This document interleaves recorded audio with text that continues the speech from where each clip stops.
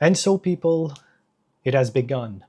The commercial division that may well end Canada as we speak.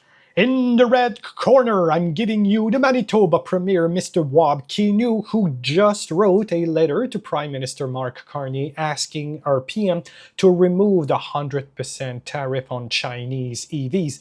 Why?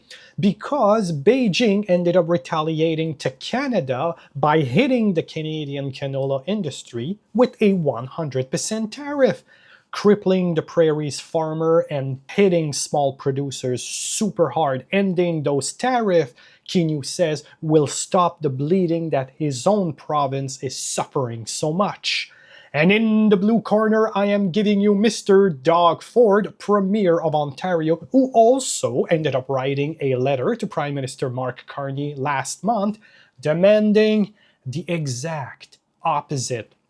Not only are we supposed to keep the 100% tariff on those Chinese EV cars, and this is adamant to protect the $46 billion investment that the federal and the provinces ended up creating to support the Canadian EV industry, as well as protecting over 150,000 jobs across the province of Quebec and Ontario both. So now we are looking at a two-front trade war within Canada itself. East versus West. Cars versus canola. Last weekend, China ended up saying that it will lift the canola tariff on the condition that Canada is going to remove theirs on the Chinese EVs.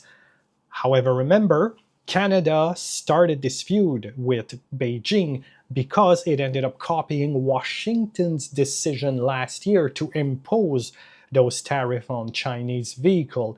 And if Ottawa is backing down and are removing those Chinese tariffs, the US will most likely be extremely disappointed. In other words, whatever path Canada is going to choose, we may end up betraying someone.